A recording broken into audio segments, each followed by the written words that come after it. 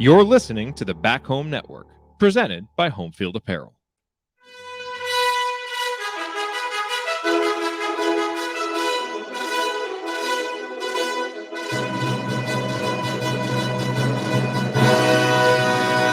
And welcome, Hoosier fans, to another victorious episode of the Assembly Call, as today your Indiana Hoosiers knock off the top-seeded Illinois Fighting Illini in the Big Ten tournament 65-63 to advance to the Big Ten tournament semifinals, as we were just talking about before we went live.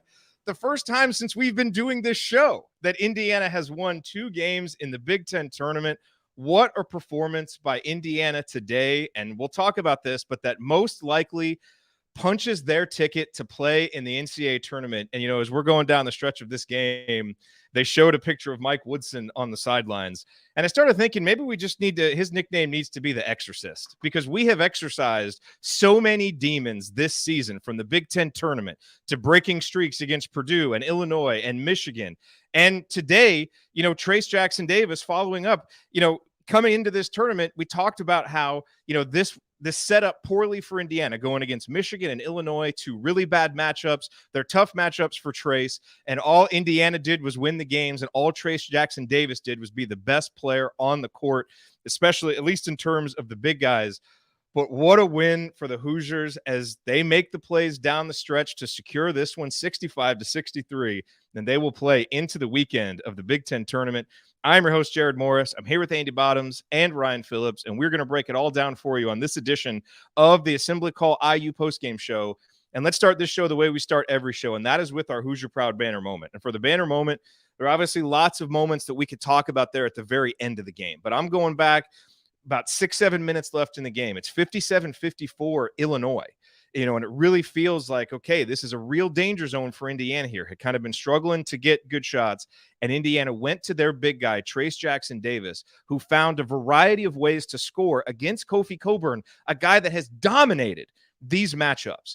But what we saw over the next 2 possessions was basically the evolution of Trayce's offensive game right before our eyes. On the first possession, he caught it at the free throw line, caught it with one hand, and went really quick against Kofi. We've talked about that. You know, Trayce, your advantage is the quickness. And so he used that advantage before, you know, Kofi even had a chance to react, beat him, hit a little runner with his left hand, the kind of shot that has really given him trouble because it's not right at the basket. It was a huge shot, made it 57-56. Then Trey Galloway gets a steal with a deflection on the wing, something he has become so well known for doing. And on the very next possession, with Kofi now giving him a little bit more space because of that quick move, Trayce hits a jumper at the elbow. It put Indiana up 58-57. And given the context of the game and the time and the score and the opponent, those were such huge buckets, not the type that Trayce usually makes. And it just felt like we saw his game evolve before our eyes in such a big moment. And it was so rewarding to watch for a guy who is so talented and has produced so much, but has been so up and down. For him to have the last 60 minutes of basketball that he has had and to lead Indiana on this run in the Big Ten tournament, along with Xavier Johnson and so many other guys who have played well, it has been awesome. Trayce has saved his best play for these last few games for Indiana. He finishes with 21 points, 7 boards, and obviously secured that huge rebound at the end there on Andre Curbello's miss on the layup that secured the game for Indiana. And, of course, the 2 free throws that put Indiana up. So anywhere you look at the end of that game, Trayce Jackson-Davis was making winning plays. He was spectacular. And that is your banner moment as Indiana marches on to the weekend in the Big Ten tournament. All right, our banner moment, as always, brought to you by our friends at Home Field Apparel, now in their 5th season of sponsoring the Assembly Call, and their first as the presenting sponsor for the Back Home Network. And as you surely know, Home Field has the largest collection of vintage IU apparel that you're going to find anywhere. You've got beloved logos like 2 different versions of the Bison, so many other awesome logos, brand marks that they pull back from the archives, breathe new life into them. And they don't just do it for Indiana, they do it for colleges across the country. They now have 130, 140 different schools, whatever the number is. They're getting ready to release UCLA. They just did Kansas, did Villanova, a lot of, you know, basketball powers they've been releasing lately. It's fun to just go to homefieldapparel.com and just browse because they have so much great stuff there. And no matter what you buy, you know it will be comfortable. The colors are going to last through many washings. Plus, you're supporting an Indiana-based company that came up through Kelly, and there's nothing better than that. Go to homefieldapparel.com. Use our promo code HOME, HOME, to get 15% off your first order. That's promo code HOME for 15% off. Again, the website is homefieldapparel.com. Wear one for the team. All right, well, it is time to move the ball, find the open man, and get some opening thoughts from the rest of our team. Andy, we got to go to you first. Your bottoms line. Does this put Indiana in the NCAA tournament? Well, I had him in as of this morning, so it certainly doesn't take him out. So now I think they never say never, both with this team, and you never know what's going to happen in other leagues. But I think certainly can breathe a little bit of sigh of relief. Another huge win on a neutral floor. So getting a couple big wins away from home is huge for them from that perspective. TJD is certainly the storyline. Those 4 points he scored in that stretch you had there were, made the move and hit the jumper. But man, this defense, start to finish, was outstanding. And other than Coleman Hawkins attempting to be the next Rob Wilson or whatever the hell the Wisconsin guy's name was, and I think that was by design. I mean, that's a guy you're going to force him to make shots and beat you, and he did in some key stretches, but not enough to beat him. I thought they did a good job in large part on Kofi. Trayce kept himself out of foul trouble. There were times he really did the best job he's done in all the years he's faced him of really trying to push him out of the lane and not let him catch it where he can just turn and go right to the basket. And so I just thought defensively, a lot of credit to X and Rob and Trey Galloway, those guys who really stepped it up defensively yesterday and put pressure on the ball, frustrated the opponent. I thought they did the same thing today when those guys were in. And looking at the defensive stats, they hold Illinois to 35.7% shooting for the game, 36.4% from three. Actually shot better from three than from two. And the free throw defense was fairly solid today as well. Tongue firmly planted in cheek there, 65%. But really just a lot of fight. There were a ton of times it feels like, and this is one of those where we've talked about, Woodson's keep talked about how do you get him over the hump, and it's no different than making shots. You start to see a few shots go down, you feel better. You get over the hump in that game yesterday, and it just felt like there was a little more confidence down the stretch. They didn't take the best shots at times, missed some opportunities, but just kept fighting. And I think from start to finish, this was probably the best 40-minute defensive effort they've had over the course of the season. And I think, guys got tired and they needed something to inject a little bit of life into them. I know I texted you guys out. I tweeted the same thing. And then they immediately made a turnover. But right after that, that little 4-0 run from TAD, gave them the juice that they needed to kind of get it to the finish line there. And, awesome to see the guys pick each other up when they, had to play. Galloway fumbles the ball out of bounds. Everybody's just kind of going up to him. And I saw somebody they talked about Woodson called cop over after he missed those free throws or missed the front end of that 1-and-1. And just an awesome performance and in a big spot and in a circumstance that IU has not succeeded much at all in recent memory, as you talked about with the Big Ten tournament records and all that stuff. So just an awesome win. So much fun to enjoy it. I actually was glad I got to watch this one live as opposed to yesterday. So although it was a little bit better knowing the outcome when I sat down and watched the second half yesterday than probably what my heart rate would suggest that it was today. All right, well, let's go over to Ryan and get his rumination on the game. Ryan from The Big Lead, who wrote yesterday about how Indiana found its heart, a great piece that you wrote at thebiglead.com, which everybody should read. Is there going to be a follow-up? Yeah, I am going to write about it again today. Look, what has Indiana's thing been all season that we've harped on? The last 5 minutes, they haven't closed games. And they did it against Michigan yesterday. But again, when it happens once, you think, is it an aberration or is it actually a tide change? And today, they made mistakes in that last 5 minutes. And you're thinking, oh, no, they're back to their old ways. You got Trayce Thompson, wide open break with two guys wide open and just runs right into the defender instead of giving the ball up. And that's an obvious chance to give the ball up. Trey Galloway gets a steal, wide open basket, dribbles it out of bounds. You had guys taking some bad shots and just, sort of flat-footed and looked pretty tired late. And then you get the defensive effort to ratchet up after a late timeout. You get Trayce, as you said earlier in the game, hit that jumper. That really changed the way Illinois played him a little bit. And I just think it opened the floor up. I mean, they weren't making field goals late, but Trayce stepped to the free throw line, chance to win the game, and made both free throws. I mean, that we've seen so many times where Trayce or somebody else steps up down one with a 1-and-1 and missed them both, or missed the front end, or if they had two, they missed them both. I mean, it just I don't know if it's a tide change for the program, but it feels different. It feels like they have the confidence to go out and win these games. And let's be real, they had every right to win this game. They went toe-to-toe with Illinois for 35 minutes. There's no reason that last 5 minutes has to be any different. And they played Kofi Cockburn tough all game. They didn't let what happened at Assembly Hall happen to them here. They stepped up. They pushed back. And you're right, Andy. You let one guy open and he starts to beat you, and you feel really bad about it with Hawkins just knocking down threes and looking like he's going to be the guy to sink you. That felt like the game plan. Let him be the guy that beats you, because at Assembly Hall, it was everybody else who beat you. And they got a little unlucky there, but they stuck with it and they kept pushing. And the thing that stood out to me is that when Kofi Cockburn played 33 minutes, he's, as good as anyone in the conference, as dominant as anyone in the conference, and he was +1 for the entire game. Trayce Jackson-Davis played 36 minutes and was +4. The difference in the Illinois matchups over the years has been that battle. And Trayce Jackson-Davis, they didn't battle to a standstill today. Trayce Jackson-Davis won that battle, and that's why Indiana is going to be in the NCAA tournament. They had the chance. They had it in their hands, as they did with Michigan yesterday. You had it in your hands with 5 minutes to go. What do you do? And they closed it out. And that's the difference between a decent team and a good team. Good teams close games out against good teams. And that's what they've done the last 2 games. And that's why they're going to go to the NCAA tournament. And again, credit to Mike Woodson, credit to these veterans who he plays late. They finished what they needed to finish. There are so many different angles and directions we need to go. We need to talk about what Trayce Thompson did at the start of the second half. We need to break down another excellent game from Xavier Johnson, who battled through the kind of stuff that got him out of his game in the game in Assembly Hall and battled through it to keep his composure and deliver more great point guard play. We need to talk about the impact of Rob Finney and Trey Galloway off the bench and how much better this team is with those guys. They're now 9-2 with, I think, 3 quad 1 victories when those guys are in the lineup.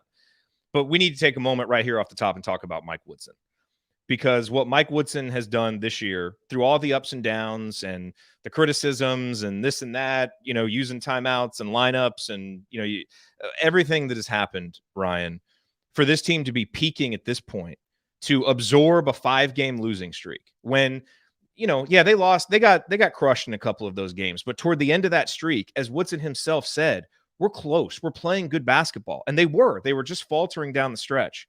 And then to be able to come out like they have here with their backs against the wall and win these 2 games in the matchups that are not at all advantageous, but his ability to keep the team together, to inspire belief.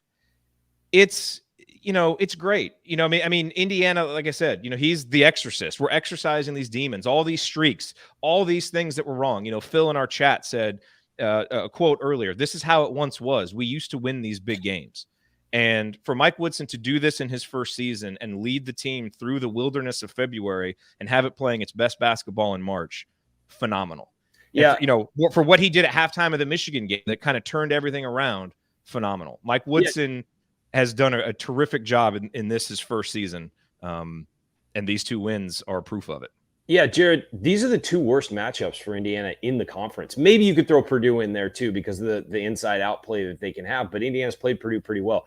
Michigan and Illinois are 2 horrible matchups for Indiana. I just think we need to state that. They're teams that whipped Indiana on their home floor in the regular season, and the fact that they've been able to throw that back at them and turn it around, that's the most impressive thing about this to me. It's not, winning 2 Big Ten tournament games, although that's impressive anytime Indiana does it. It was the first time since 2003.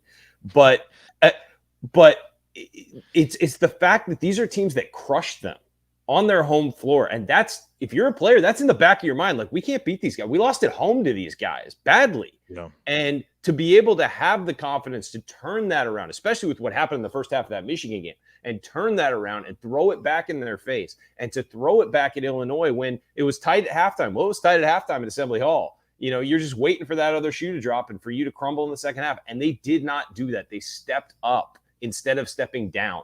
And that's what we have not seen from this team consistently this year. And 2 days in a row, it's only 2 games, but it's 2 games in a row in a place they usually don't play well, with players who don't, know how to win, or whatever you want to classify that as. And they've done it.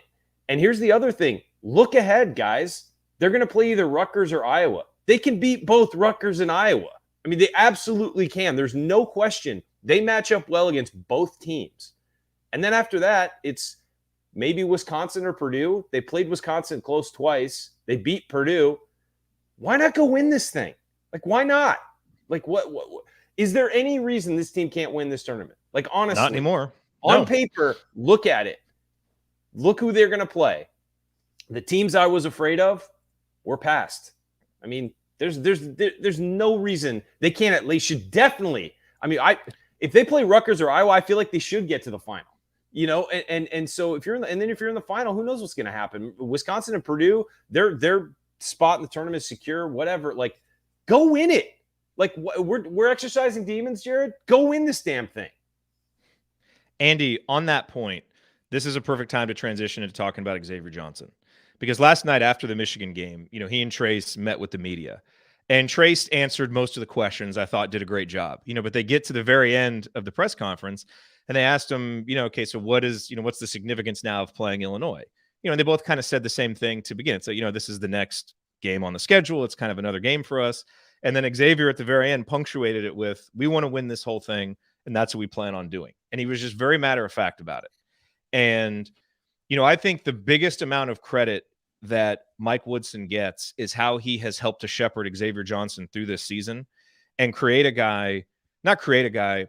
a situation where Xavier's strengths are being maximized and his weaknesses are being minimized and his emotions are more in check. And what you get from Xavier Johnson is, for a program that has at times been resigned to losing and has maybe backed down from a fight, maybe not, you know, maybe we'll throw a first punch, but then when they get punched back, won't come back. Xavier Johnson doesn't stop. And I think this team feeds off of it. I think Trayce Jackson-Davis has fed off of it. And I think Mike Woodson's ability and the whole coaching staff's ability to pull that out of him has been enormous. And you don't win tournament games like this without great guard play. And Indiana is getting as good a guard play from Xavier Johnson as anybody in the conference right now. Maybe anybody in the country, the way he's played the last 6-7 games. That's not hyperbole.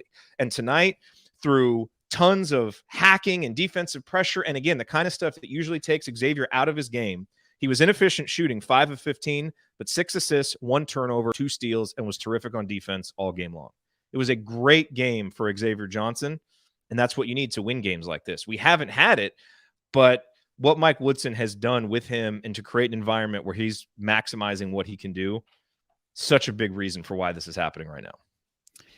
100% agree. Yesterday, when IU played well down the stretch, it was because they were the aggressor. Michigan was the aggressor early, and IU just stood back and took it.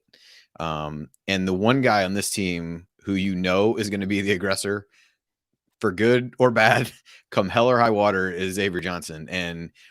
And he's really what they need. He helped them get off to a really good start. I think when we look back, there are points in the first half where we probably lamented not having a bigger lead. I know I did when they held Illinois without a basket for a while. But that start that IU got off to allowed them to be able to weather a situation where they weren't scoring a whole lot either.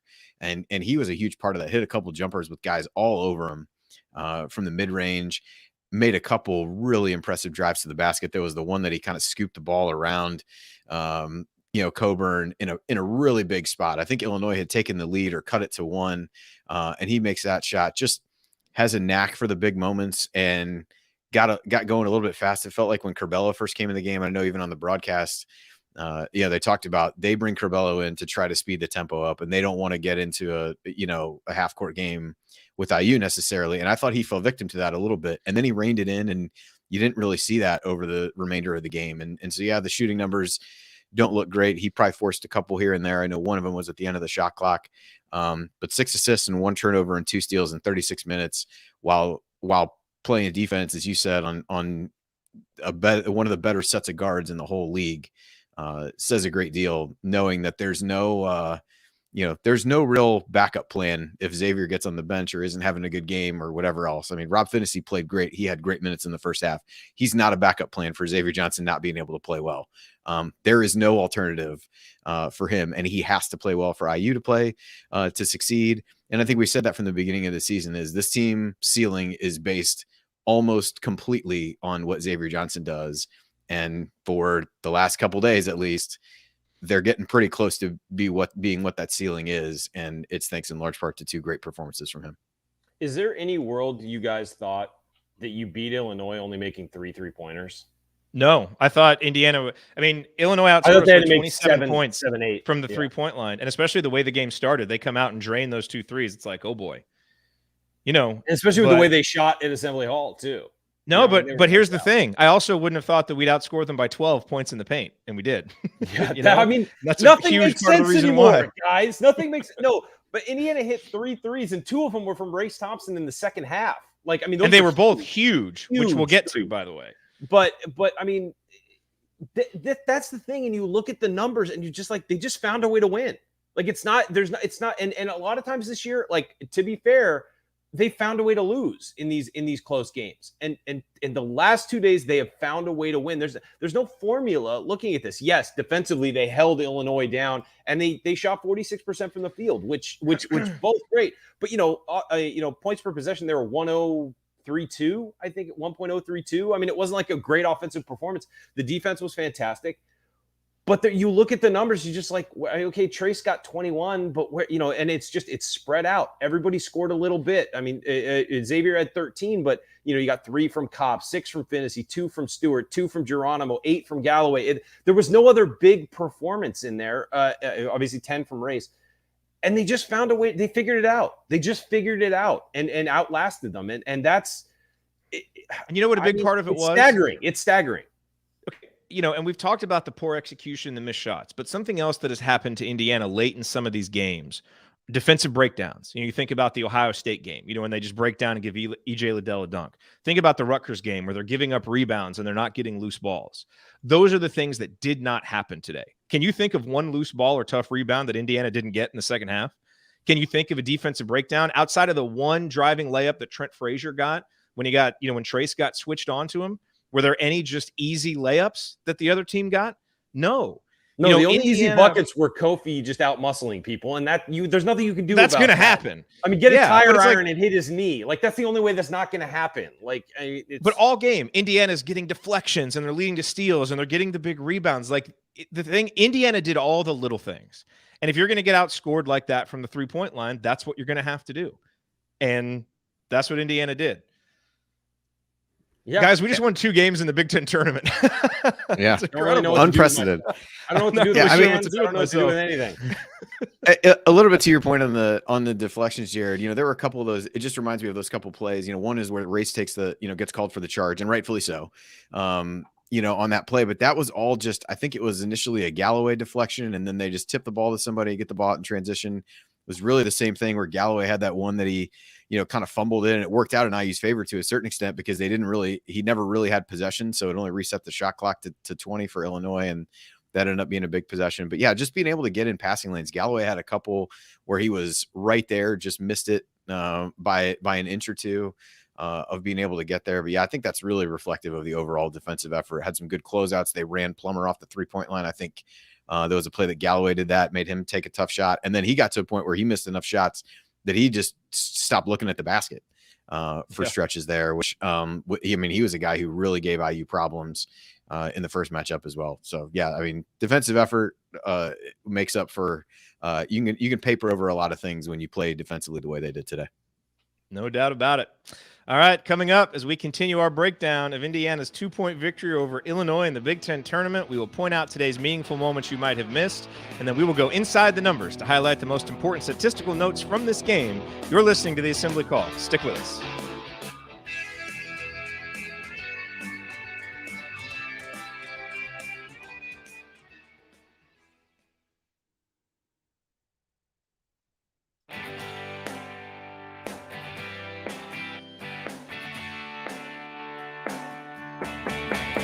This is Verdell Jones.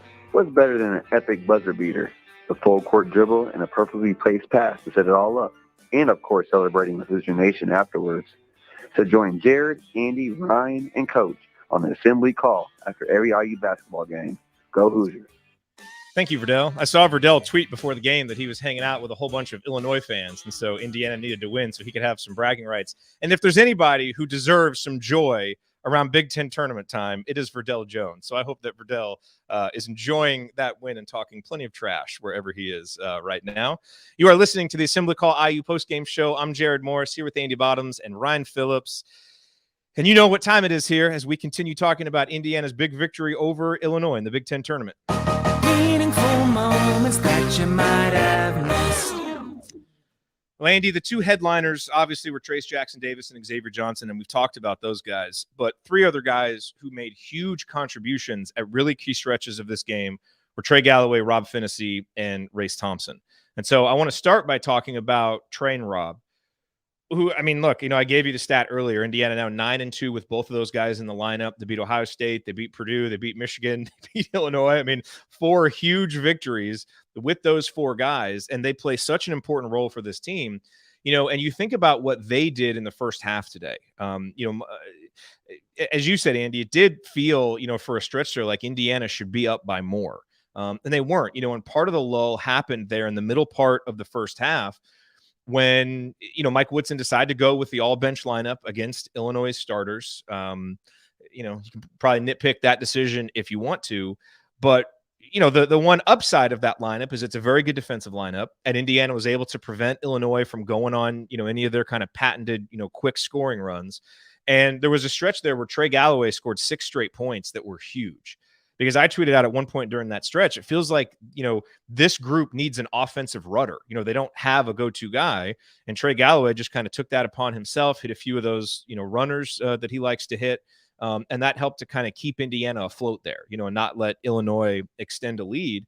And then, Rob Phinisee there at the end of the first half, Indiana's down 30-27. And there was a great play from Rob that it just signifies what he brings to this team. He's never going to be a great shooter. He's never going to be an efficient offensive player, but he's a guy who really now seems to have found comfort in his role. And as much as we talk about Mike Woodson bringing Xavier Johnson along, what Mike Woodson has done to make Rob Phinisee a consistent contributor has also been awesome. And so this play, it's 30-27. Rob comes out of nowhere, hustling to get a loose ball, as Indiana would do all game long. I can't remember if it was a rebound or a steal, but he just came out of nowhere to get it. And then Indiana goes down the other way. He ends up getting the ball as the trailer, finds a little opening, drives in, hits a layup, 30-29. And it was just a great little defense to offense sequence for Rob. Again, when Indiana was struggling offensively, needed a little bit, same thing at the very end of the half. It's 33-29. Illinois has a little bit of momentum before the end of the first half. Rob finds himself open in the lane. It's a shot that previous iterations of Rob Phinisee would have either missed or passed up, and he knocks it in. And it's 33-31 going into halftime, and there's no big momentum for Illinois. And so those two guys, look, they were big all second half too, and there's lots of moments we could talk about. But those moments in the first half, when things felt a little bit more disjointed for Indiana, especially offensively, for two guys who are known more for their defensive contributions, were huge. And it's just emblematic of what they've brought, which is whatever Indiana may need in a given game, whether it's someone to score 20 points against Purdue or play great defense, those two guys always seem to bring it. And it's why another one of the big reasons why this team is peaking is this has kind of been the team Indiana is all year when they've had both of those guys, and they just happen to have them back now. Yeah. I thought, I'll talk Rob first. Yeah, I had marked down that play that you talked about as well. I think it was a steal where he was able to come over and get his hands on the ball, and really a great decision by Parker Stewart, because it looked like he was going to shoot, sees Rob coming out of the corner of his eye, dishes to him to, passes up a good shot to get a great shot, as we say on here. And just thought that was a really unselfish play from him in that scenario. And then with Trey, had some really good drives, and he only made one shot in the second half, but it was a big one. They basically gave him the ball. I think Curbelo was on him, and he got right to the rim and scored to make it 62-59 with just under 3 minutes left.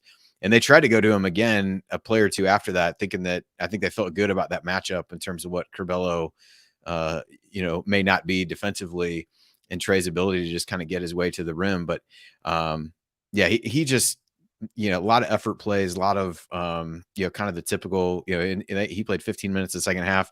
He was, IU scored 34 points in the second half. 32 of them came from Race, Trayce, and Xavier Johnson. Galloway, too, I mentioned a minute ago, was the other two that they had. But again, Rob, against, to talk about the defensive side, the offensive contributions were huge in the first half when those guys combined for 12 points and kind of were tied for the leading scorer really balanced effort from IU in the first half compared to what you got in the second half.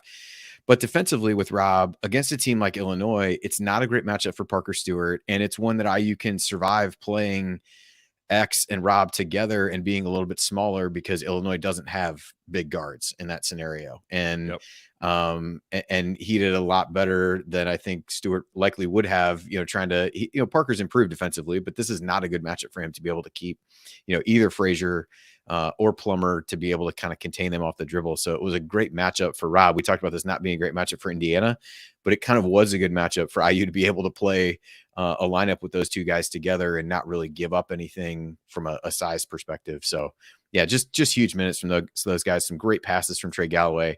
I'm sure we'll talk about one of them as we transition here into Trayce Thompson in a minute. Just a fantastic skip pass. So I'll use that as the segue to talk Trayce, because I know you wanted to talk about him in the meaningful moments as well. Absolutely. Well, look, and this kind of goes to your point there with the lineup decisions that Mike Woodson made today. And we've spent a whole lot of time on this postgame show dissecting some of those decisions, lineup decisions especially. And, Mike Woodson has, in the first game against Michigan, he rides Jordan Geronimo and basically just sits Trayce Thompson, who's been his most consistent player all year, basically the whole second half. But he goes with the hot hand in the matchup and it works. Did the same thing today. You need Rob out there to guard some of those guards. He's playing well, and he rode with those guys, and so I think Mike Woodson, really pushing a lot of the right buttons in game. His timeout usage, I thought, was great to stop runs and to give guys rest. He'll take that timeout before the media timeout. He's done it in the second half now, 2 games in a row, and it just seemed to kind of give the guys a little bit of a rest, give them a second wind. But let's talk about Trayce Thompson, because he really struggled in the first half. You could tell after yesterday's game, he kind of came out ready to get back involved. He was really aggressive offensively early. The shots didn't really fall. He picked up 2 fouls, and he just looked off. We were kind of texting back and forth about it. He just didn't look like the same guy.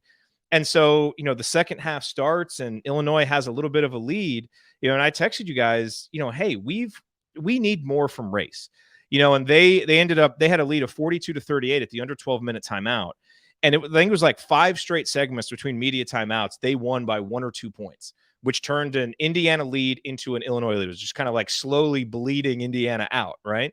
That's like something needs to change here. And it was Trayce Thompson. And apparently, as they said on the broadcast, Mike Woodson really tore into him in the timeout to get aggressive. And he did. He came up huge. He hit that 3-pointer to make it 42-41. He started getting every rebound. I don't know how many he finished with, but he had 6 rebounds in the first 10 minutes of the second half. He finished with 9. He got fouled. He made both free throws to give Indiana the lead. So that little 5-0 run, it ignited the 9-0 run that really flipped control of the game to Indiana. And so, it was an uneven performance by Trayce. I think he made obviously a mistake late when he had that breakaway and didn't pass it off, even though it was a blocking foul, and it shouldn't have been called a charge, but he should have passed it off, and so it was uneven. But when Indiana really needed a spark in the second half, Trayce provided it.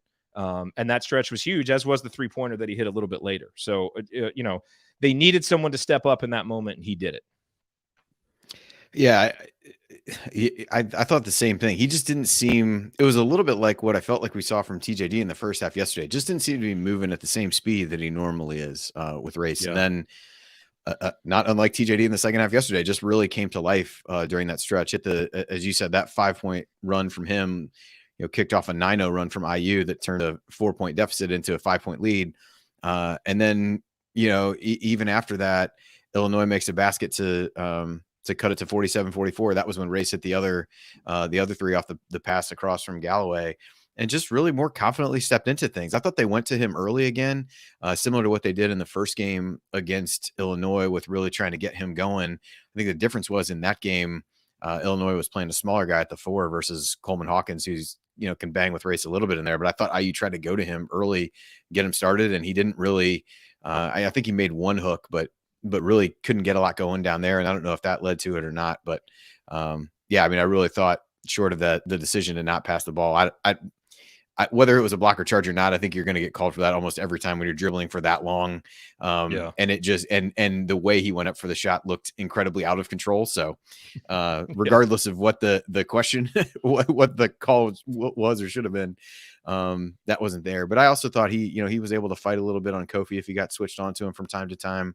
with Trayce, but really glad to see him respond. And I think overall what you said speaks to, I guess, the kind of I guess I call it feel for the game, for lack of a better term, that I think we were expecting from Woodson more. And maybe I'm wrong to say that it wasn't there, but it felt like it wasn't there at other times, to really be able to have the feel for who's playing well, what groups are playing well together, knowing what buttons to push. And I thought today, in large part, and again, even though Miller Kopp misses that free throw, I thought the decision to get him in and kind of run something in a way that was going to end up with your best free throw shooter getting the ball there was a great play. Now he's coming in cold off the bench. I don't remember the last time he had played leading up to that in a pressure situation. So that's not ideal, but kind of looking at the way Illinois guarded it, they were trying to deny X the ball and basically had two guys on him. And so I just thought Woodson, maybe had a quicker trigger with some of the guys given the situation in terms of taking him out and leaving him on the bench. But I think the last 2 days, you've really seen him ride with the lineups that are playing well and be able to motivate guys, as he did with Trayce yesterday and Race today, to really get more out of him in game than at least it feels like we've seen. Maybe I'm just a prisoner of the moment, and that's unfair criticism, but it certainly has felt that way over times during the season. Any other moments that jump out to you guys that we haven't touched on? Obviously, one meaningful moment is Jordan Geronimo, going down and getting hurt, and I haven't. Why go negative? Him. Why go negative? No, but I'm just saying. He was standing in the handshake line, apparently. Good. So. Yeah. Okay. I think he was able to put a little bit of weight on it, at least as some of the people said. So, I mean, who knows? Might be the kind of thing where he misses tomorrow and, there's some swelling or whatever. But people were saying it didn't look as bad as in the moment afterward. But we don't know. We'll see. Good. By the way, one other moment that I thought was really important was the first half. When again, Illinois kind of went on a little mini run. They go up 26-21 on a Plummer 3, and it kind of felt like they were getting some of their spark. Indiana again really struggling offensively, which was kind of the theme there for like the last 10 minutes of the first half. And Xavier Johnson stepped up, hit a really big jumper, and then on the next possession got it into Trayce for the dunk. And really quickly, that 26-21 lead shrinks to 26-25.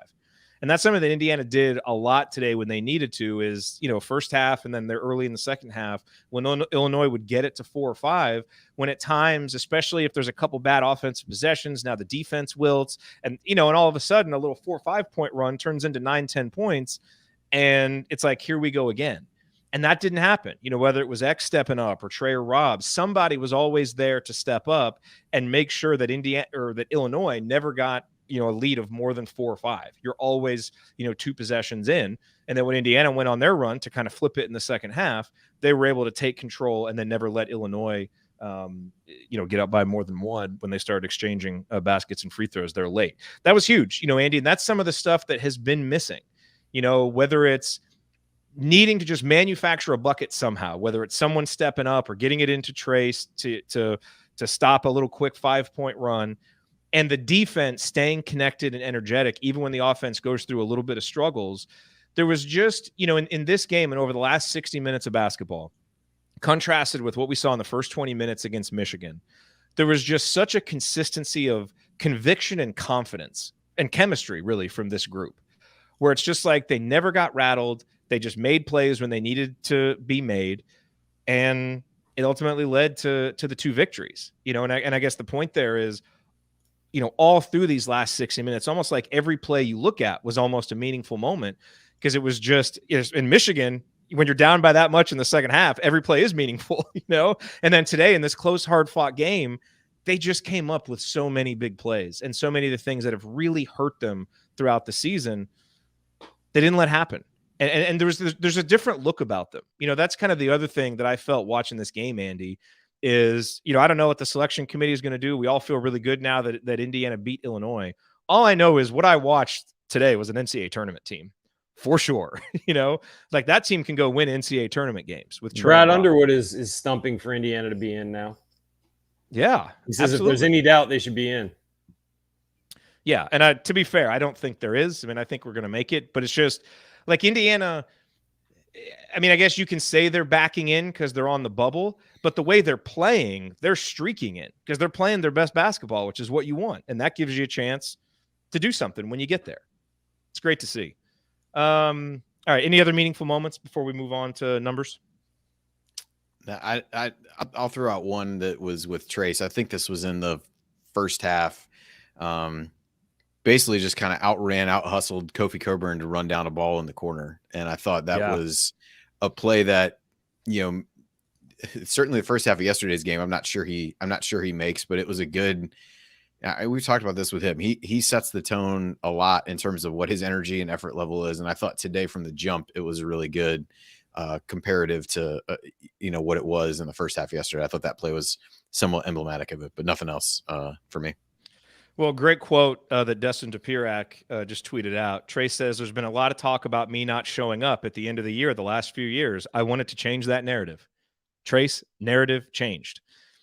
As we talked about in yesterday's postgame show, the Michigan game for Trayce was a legacy game. Back against the wall, you're going to step up and be this team's leader in a tough matchup and do it anyway. He did it then. He did it today. Trayce is rewriting the narrative of his career before our eyes right now with two of the most meaningful victories this program has had in a long, long time. And he's been one of the two centerpieces of it, along with Xavier Johnson. All right, let's talk numbers. This segment sponsored by Bracket Wisdom, which is the new podcast from Ed Fang of the Power Rank. And if you want to win your March Madness pool, Ed is the trusted analyst that you need. He wrote the book on how to win your pool. We're going to have a special offer for you on that coming soon. And he's got this new daily podcast series called Bracket Wisdom. It started a few days ago. And the way that you get that is go to his podcast, The Football Analytics Show. So search for The Football Analytics Show wherever you listen to podcasts, or Ed Fang or the Power Rank. Follow him on Twitter, and you'll get that daily podcast series that'll give you really good insight into kind of how you should strategize your picks to win your March Madness pool. Ed does a great job with that. And so we are happy to have him as a sponsor. Check that out, The Football Analytics Show, and follow Ed on Twitter at the Power Rank. All right, we've talked about some of the numbers, the points in the paint, the difference in 3-point shooting. Andy, you mentioned the 3-point defense, quote unquote, for Indiana.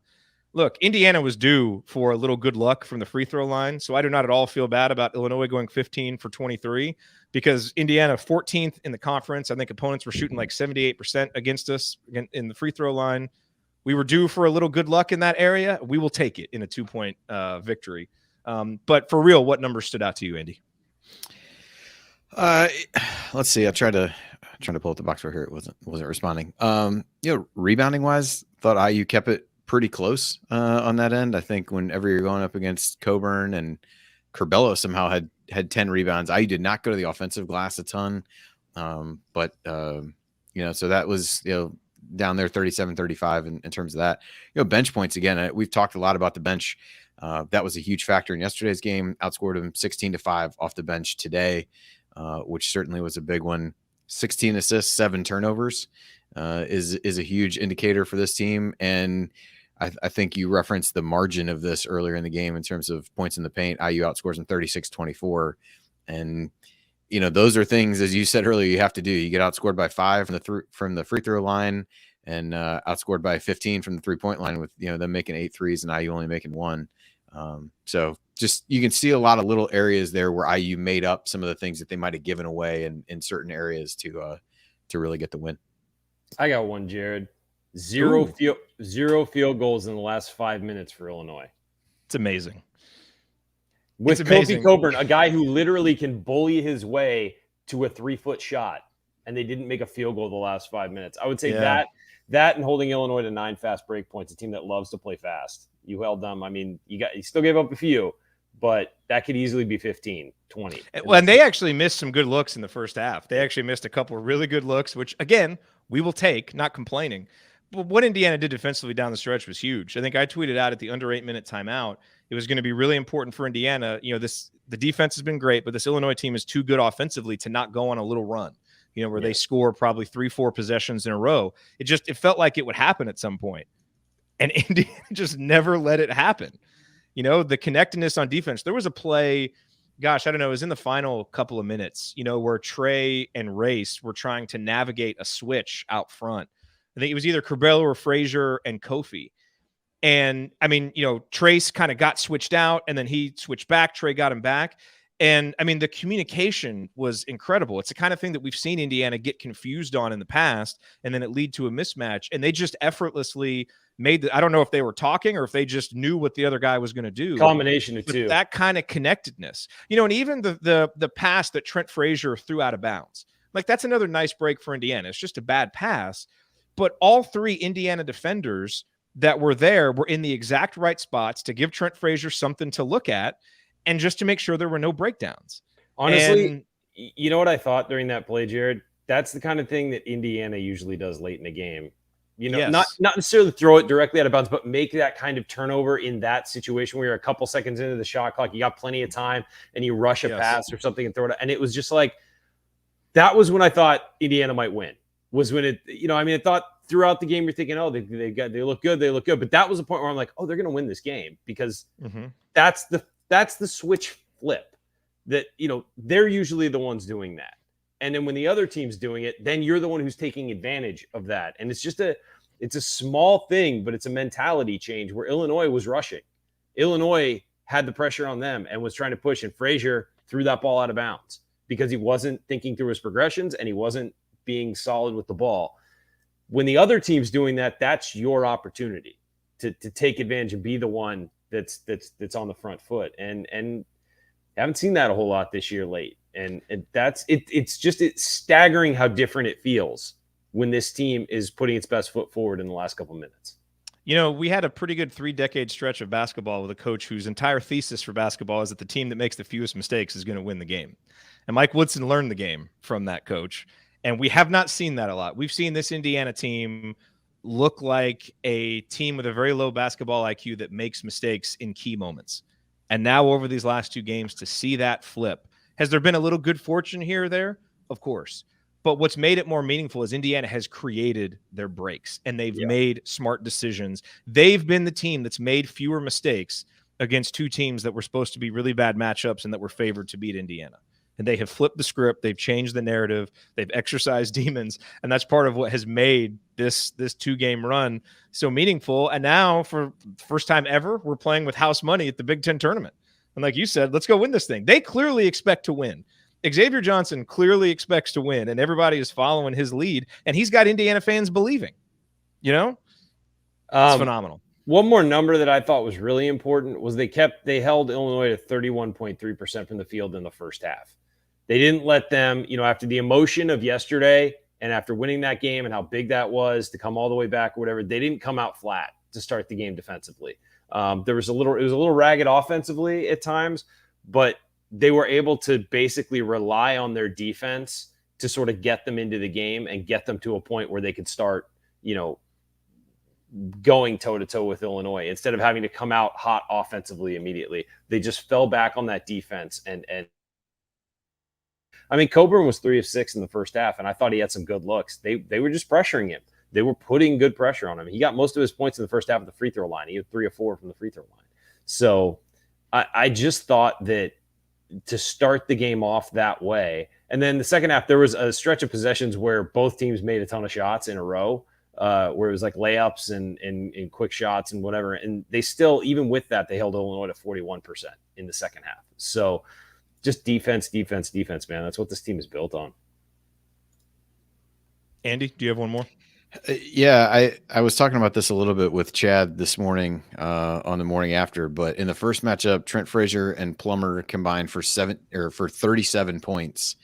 Today they combined for 17. They were 6 of 22 from the floor, 4 of 13 from 3, and just again, just other numbers to hammer home how good the defense was. And yeah, they missed a few shots here and there that maybe were open, but I think the overall numbers there speak to how well IU played. Even you throw in Curbelo, he only had 5 and was 1 out of 7. So those 3 guys combined for 22 points and 7 for 29 from the floor.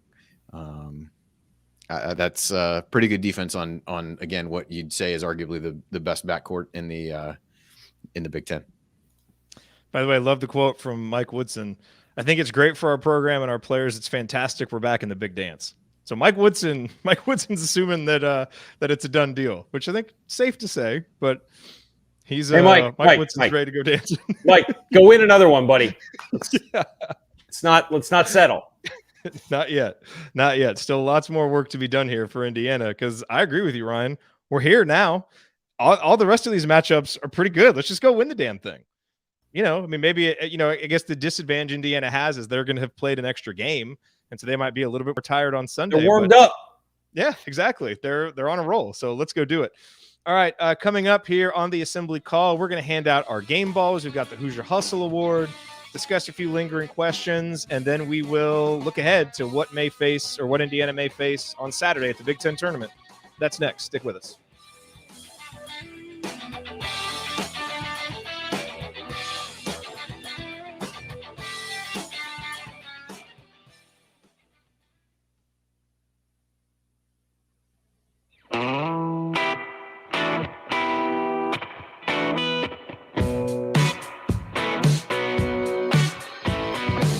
Hey, this is Jerod Davis.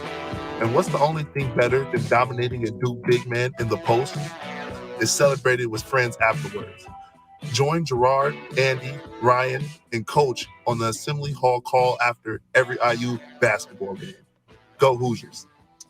Thank you, Duran. You are listening to the Assembly Call IU postgame show. Catch us live immediately following every IU basketball game and every Thursday night at our website, assemblycall.com.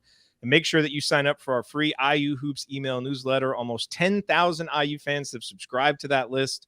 You'll often get excellent post-game analysis emails from the coach, Tony Adranya.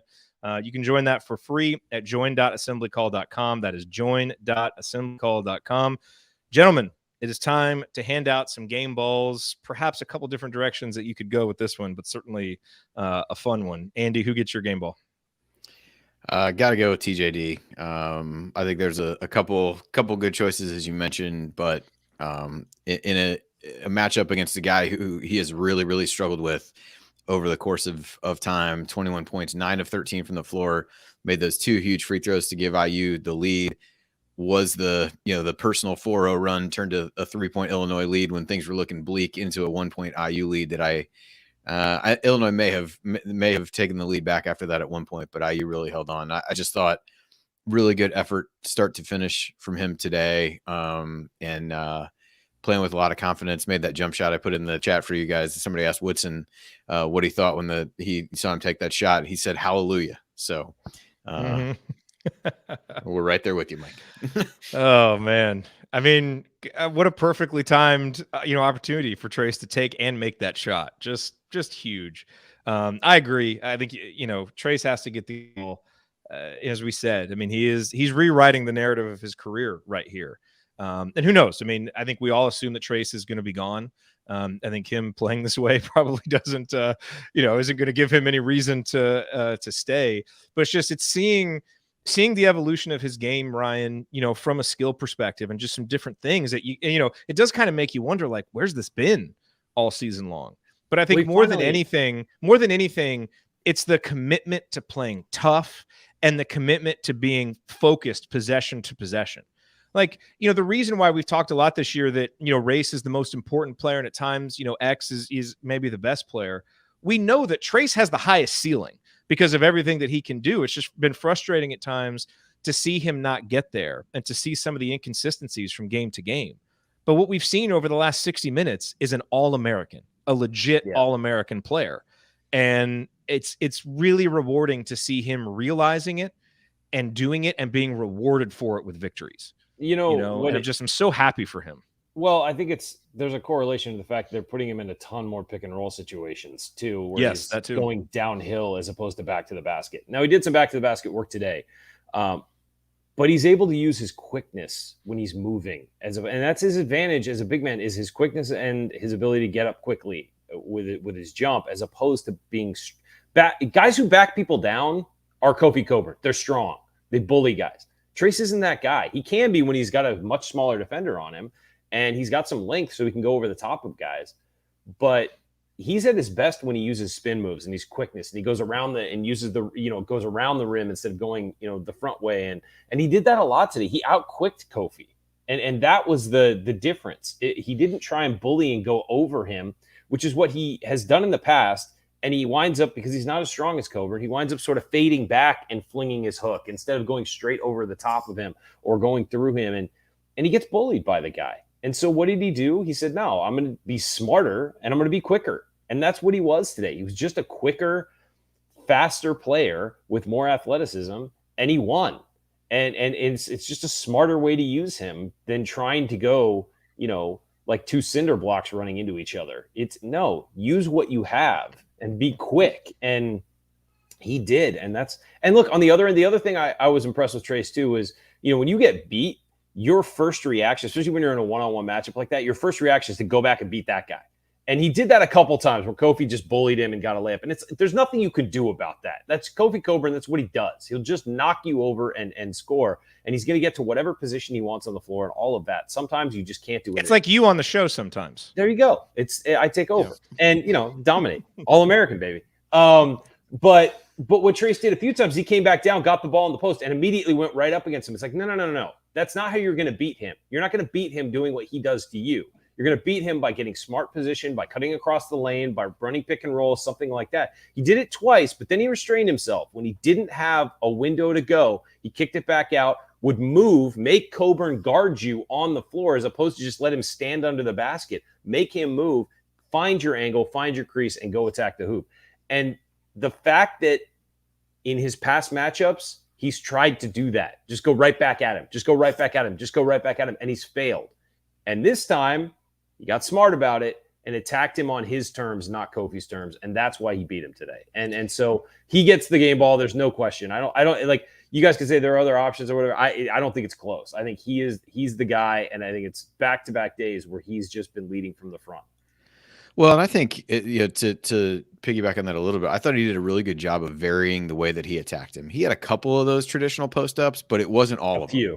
Yeah. He had those couple, kind of up and under reverse plays where he did it. And even one of the big shots that he made at the very end, which probably would have been a good, meaningful moment as well. I mean, he gets him turning one way and he drops up, spins over his left shoulder, which is what no one is expecting, and finishes with his right hand, which has been a challenge at times, but in a big spot. That one barely hung on to the rim. It's so just great. Crept over, but it was, but yeah, I mean, that was just for him to go to that in that spot, I think speaks to the level of confidence he has. Cause I'm not sure, certainly in other matchups with Coburn where he's basically daring him to make that play, he hasn't done it. But I thought he was harder to predict what he was going to do today than he has in previous matchups with Coburn for sure. Very well said.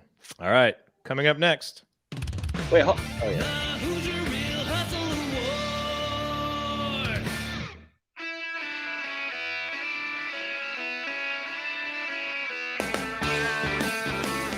Hi, this is native Hoosier Anthony Leo. I pride myself on hustling every second I'm on the court, so it's an honor to present this episode's Hoosier Hustle Award, sponsored by our friends at Evansville Security Services.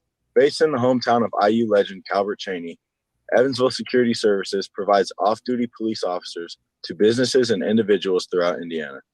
Their goal is to provide whatever level of safety and protection you're looking for. And just like hustle can't be measured by stats, but is often the difference between winning and losing, the prevention of bad outcomes can't be adequately measured either. But it can still have a huge impact on your bottom line and peace of mind. So let Evansville Security Services help you prevent a bad outcome today. Go to evansvillesecurityservices.com to learn more. That's evansvillesecurityservices.com. All right. Thank you for that, Anthony. Let's give out the Hoosier Hustle Award. Ryan, you go first. I'm giving it to Anthony Leo for that ad read. Jeez. That was 2-0 with that ad read. So that's glorious. That's NIL money well spent, I say. That's correct. I think you can go two ways with this. I really think it's look. I think a hat tip to Trayce Thompson. I don't think this is his award today, but I thought that he did some really good stuff in the second half, especially rebounding the ball and sort of with his defense. But I think it's two options. I think it's Galloway or Xavier Johnson.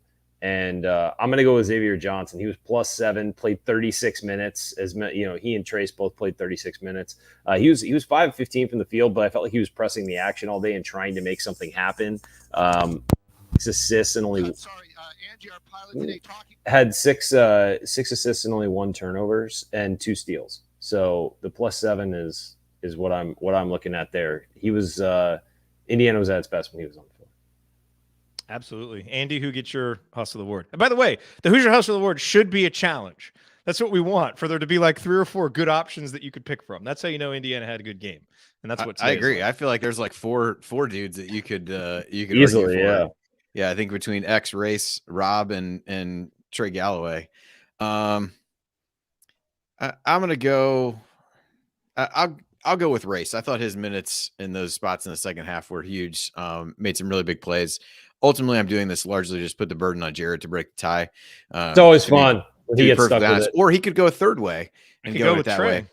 way. But I just thought Race, maybe that's just the response to what Woodson was telling him, but big threes really felt like that put a little bit more pep in his step and gave him a little bit of juice to go the rest of the game after really struggling to start. So I'll go with Race, but I really, any of those four guys, I will not complain one bit about who gets it. But like I said, really probably would give it to X, but for gamesmanship, I'll go with Race. Could go with Rob, could go with Trey. We could combine their names to Ray Finaway, just so that we have a nice way to refer to the two of them together. I'm going with X. I think all those guys are terrific options, but I've got to go with Xavier Johnson. And I think the main reason I'm going with him is he got harassed all day long, and I think this is, kind of the second straight day here at the Big Ten tournament where, I really question some of the officiating and how it was called on both sides, where it seemed like there were some inconsistencies. And I really got worried in the first half, as they're just kind of manhandling X on all of his drives. I mean, they were, they really came out in the first half to try to blow up somewhat Indiana has been doing with the pick and roll. And they were really physical with him. And certain versions of Xavier Johnson this season, especially when his shots aren't falling, have gotten really frustrated, and it's, impacted his play. And I thought he played through it really well and continued to be the guy that Indiana needed. Even when the possessions were hard and it wasn't going as designed, he kept at it. And I think when you defend as well on the perimeter as Indiana did today, obviously Rob gets a ton of credit for that and Trey gets a ton of credit for that. But the guy who's guarding the perimeter for 36 minutes gets a huge amount of it too. And, I've really spent a lot of time thinking, and maybe, this kind of transitions us into a lingering question a little bit, just one of the big macro narratives, as we come out of this season, man, if you're a point guard looking at the way Indiana plays and looking at how this season has progressed, why on earth would you not want to play for Mike Woodson? I can see, guys like Jalen Hood-Schifino and Gabe Cupps, I'm sure this is the vision that was outlined to them. The ball is going to be in your hands. I'm going to believe in you. I'm going to give you opportunities. And you're seeing what a guy with Xavier's talent can do and the way that he's kind of been guided through. And to see what Mike Woodson has been able to help mold with a talented guy at the most important position on the court, especially at a program that hasn't had it and the impact that makes. I've thought all season long it's one of the most important things, even through the ups and downs. But now what we're seeing through the ups is how absolutely essential it is and how high the ceiling of your team goes when you've got that point guard playing his best basketball in March. We haven't seen that since Yogi. We haven't seen anything close to it since Yogi. And now we're seeing it with X. And he combines great skill with the absolute heart of a Lion. And I think this team has really adopted his mindset. And it's phenomenal to watch. So I'm going with X for the Hustle Award. All right, Andy, you and I will maybe talk a little bit of bracketology here in a minute, but I know Ryan has to get out of here, write some stuff for the big lead. Make sure that you tweet us the link to your article from today, Ryan. But give us your last call. Just a huge win. We've been waiting for this all season, quite frankly. We've been waiting for this team to close games. And when teams can close games, that's when they elevate themselves. It's great to get a 20-point lead in the first half, but if you can't close it out, it doesn't matter how well you played up until that point. So seeing this team close the last two games and maybe see sort of a change in who they are, their DNA a little bit, is incredibly promising, not just for this year, but for the future. And again, we've said all year, this team had to make the tournament this year. You just have to. You cannot continue to miss the tournament because then that becomes what your program is. Your program isn't the banners. Your program isn't the tradition. It's not the candy stripes. It's not, locking down the state of it. Your program becomes you're the guys who miss the tournament. And so you had to do it this year. And it looks like they've crossed that barrier. But now that you're here, you've beaten the top team in the conference. You just beat them. There's nobody else who can be who should be better than that you're going to face. Go get them. There's no reason not to. Hell, go in tomorrow and get Purdue in the final. Have an IU Purdue final and a chance to beat them 2 out of 3 times this year. Like that series deserves a third game. The opportunity that you have now in front of you is massive. Nobody has ever done it before. Nobody who's worn that uniform has ever won a Big Ten title. Go do it. There's nothing preventing you. When this team plays as well as it can play, they can beat anybody that they will face. They can beat anybody that they will face. And they've got a chance right now. It's right in their hands. Go do it. Go do it. There's no downside to doing it, guys. There's no downside. Just go do it. Go win it. You're claiming there's no downside to winning the Big Ten tournament? Yeah. This is breaking news here on the No, I'm saying you can go do it. I'm saying like the effort you're going to put in to go do it is going to be, it's just I don't understand why anybody would ever think like that they can't do this. They absolutely can. It's right there for them. Well, I understand why scores of Indiana teams have thought they couldn't do it, but I think it took a guy like Xavier Johnson, who A, isn't burdened by the history, and B, doesn't care, and C, thinks he's going to win every single matchup he ever steps into, to help change the tone of the team. I really think so. 100%. Mike Woodson gets a lot of credit, and so does Xavier Johnson for leading this team from the inside. You need a bulldog. About it. They've got it at the point guard right now. Let's go do it. Let's do it. All right. Thank you, Ryan. Andy, do you know what the latest is on the Rutgers-Iowa game? I think Rutgers was down 5 or 7 the last time I looked. I got the feeling of the Iron College Basketball podcast right there, where Ryan is like, you have consent to go win the Big Ten tournament. So thank you, anyway. Ryan. So anyway, so the last time I looked, it was like 5 or 7. Do you have a preference? Personally, I would rather face Rutgers because it just seems like we're kind of in this mode of exercising demons, and we certainly have plenty of demons against them. And while Iowa certainly they do enough running up the score against bad teams to maybe make their offense look more potent than it is, they're still a really good offensive team. And Keegan Murray is just a difficult matchup for anybody. So I hesitate. I respect both of those teams. Let me just put that out there right now. I don't want to seem like a disrespect if I say I'd rather play Rutgers. I just think I think there's a lower variance of what's going to happen. I think it's pretty clear that'll be a close game, and I'm starting to trust this team in close games.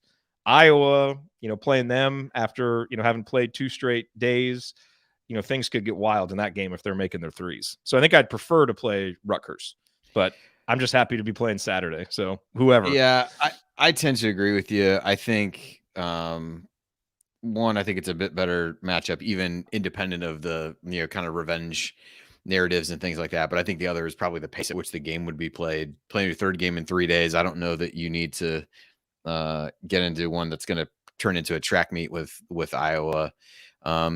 Even though I think Iowa's playing really well right now. I don't know that, to go back to, kind of what Ryan said earlier, they played really well in Champaign on senior day, that last game of the season. And they've got a lot of guys playing with some confidence. I think Chris Murray used the IU performance as a springboard. He's really been a different player since then. And they obviously have Keegan Murray as well. So I'd probably rather play Rutgers. I think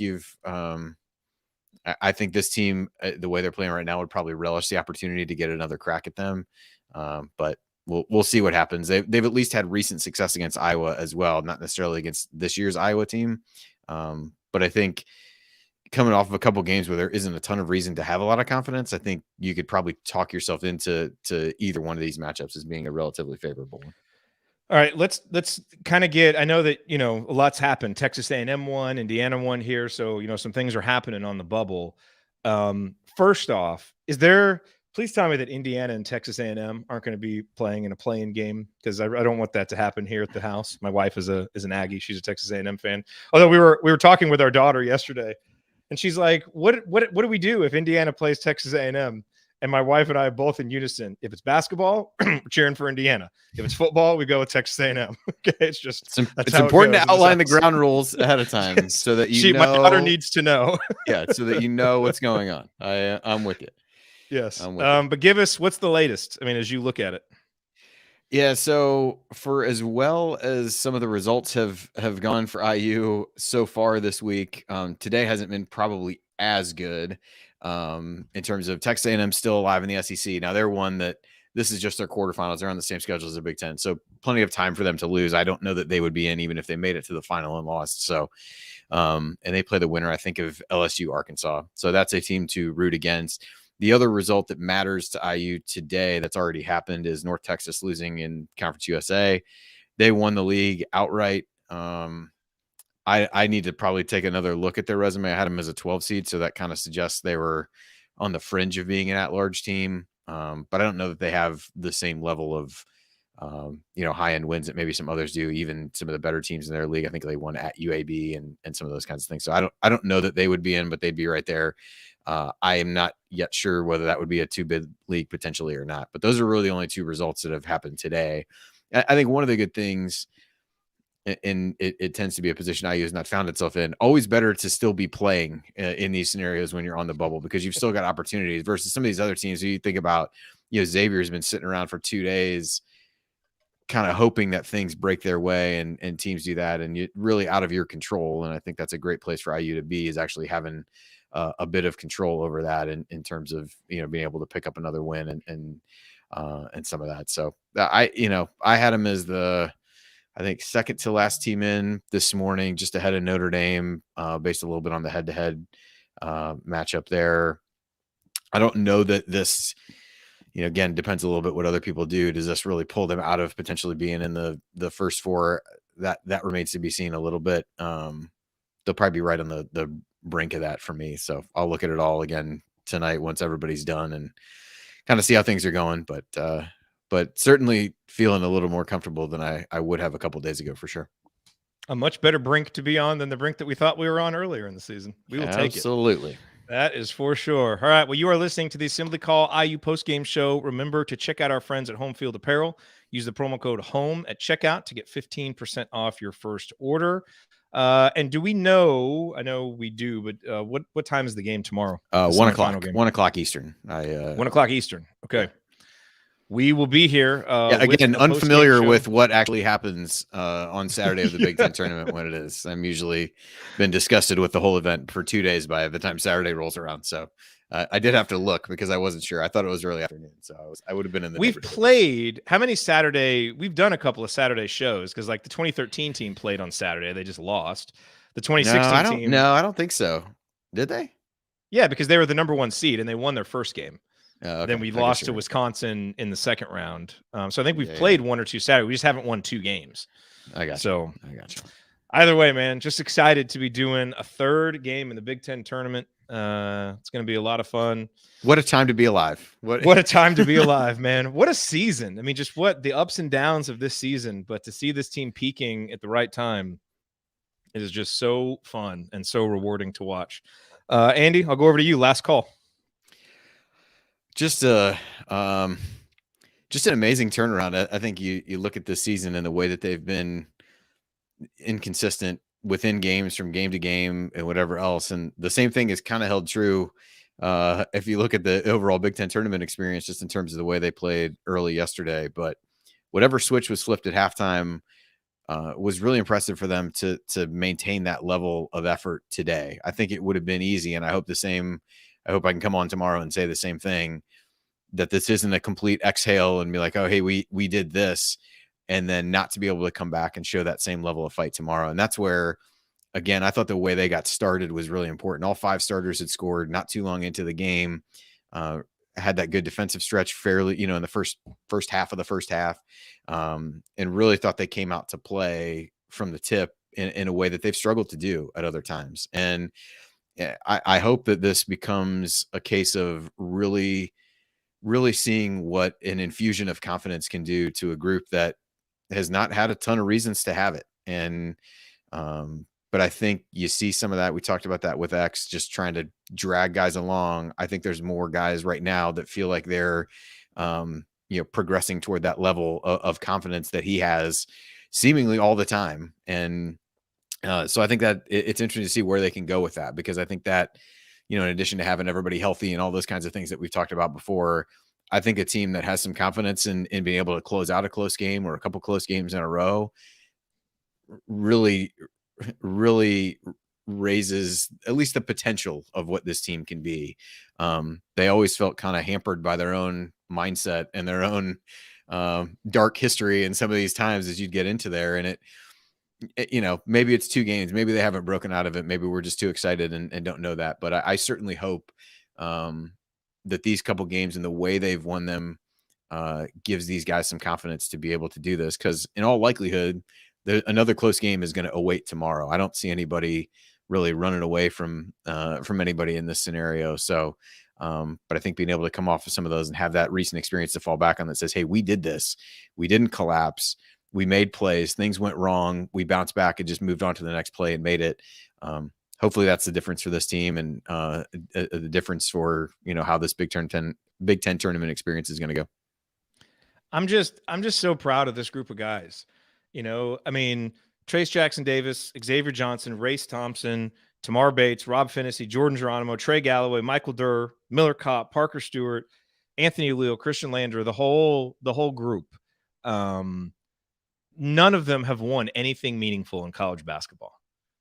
The older guys, the younger guys, and that's part of the reason, as we've said, this is part of the reason why this team is struggling to get over the hump, because they're all trying to do it together and there's no one really to lead because no one's really done it before. And now you've got a coach who obviously has won things at the college level as a player, but not as a coach as he tries to learn it.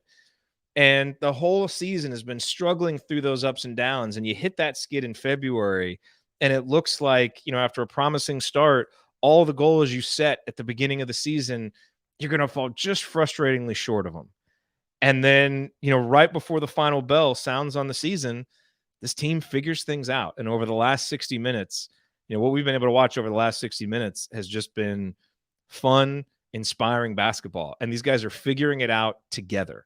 The coach is figuring it out. The players are figuring it out. And they've won 2 really meaningful games. Now they've got to win 2 more, to have something that, goes in history, that, gets put on a banner or that you put in the trophy case. And so they're only halfway to doing that. But to win these 2 games that should propel you into the NCAA tournament, that means something. And I'm just so happy and proud as a fan to have watched these guys go through the ups and downs and come out of it on the other side, playing more together, harder, and with more cohesion and chemistry and conviction in what they're doing than we've seen at any point during the season. Those are the most fun seasons to be a fan, even through all the ups and downs. And that's what this group is giving to us. And so I can't wait to watch tomorrow's game. Can't wait to break it down. And I know that, everybody listening, all those of you who are going to be at the game, can't wait to go support this group. They have earned, the love and trust and respect of this fan base. And Xavier Johnson with, one of the quotes of the day, basketball is Indiana. I love to play for Indiana, and I'm glad I came here. I mean, what a perfect fit of a player that needed a change of scenery and needed a place that would embrace the way that he plays the game, and for a program that needed a guy who plays the game the way that he does. There have been some ups and downs, but it's a beautiful thing right now. Xavier's playing great. Giving us a lot to cheer for. The team is following his lead, and I'm excited to see where it goes now. So let's keep going. Let's keep winning. Ryan gives you permission to win the Big Ten tournament, so might as well go do it, right? Let's go do it. All right, that is going to do it for us on this edition of the Assembly Call. If you want to see us do the show live and be part of the live chat, make sure that you subscribe to our YouTube channel, youtube.com/assemblycall. And don't forget to go to join.assemblycall.com to join our free email newsletter. Special thank you to Bob Thompson for the music that you hear on the show. And special thank you to John Ringer of rigdesign.com for designing the logo. Thank you for listening. We'll be back to talk IU hoops again Saturday after Indiana's next game in the Big Ten tournament. Until then. Take it from me, Robert Johnson. Keep your elbows in and your eyes on the rim. And go Hoosiers.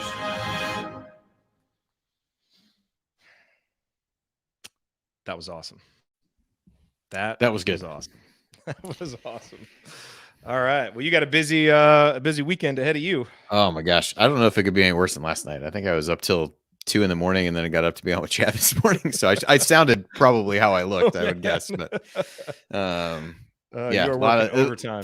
Fewer games today should help a little bit, but a lot of the semis and some of the major conferences are later, so we'll see. But always more fun to at least have some IU involvement in the process as we go. So looks like I was up 6. No, maybe not 6 and a half time.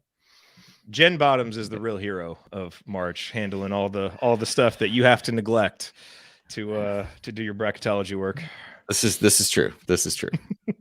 I did pretty good. I went to saw Mallory's play last night. I'm doing that again on Sunday afternoon. That's going to be a little tricky. That's at 4. So, although I'm not convinced those games matter. Now, if I use in the Big Ten championship game, who knows what that will hold. I'll certainly go to her play, but that'll be tough to miss. So we'll see what happens. But we will see. Oh well, good to know that's still actually an option to be worried about at this point. I'll take it. I've been waiting for potential scheduling conflicts on the weekend of the Big Ten tournament just to try to have to deal with those. Usually you just kind of plan, I'll be open that weekend.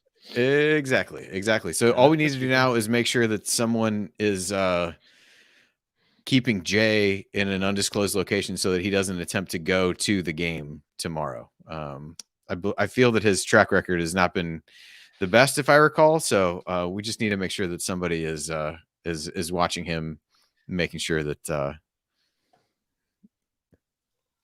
By the way, I've got to read an email here real quick that came into me before the Big Ten tournament started.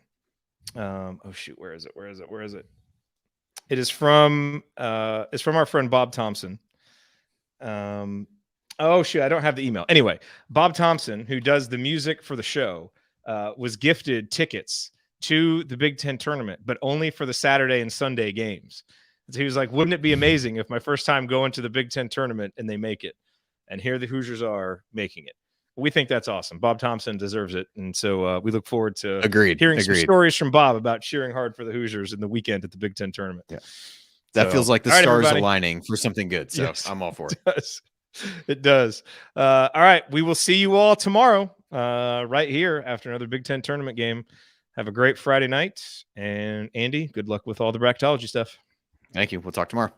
All right. See y'all.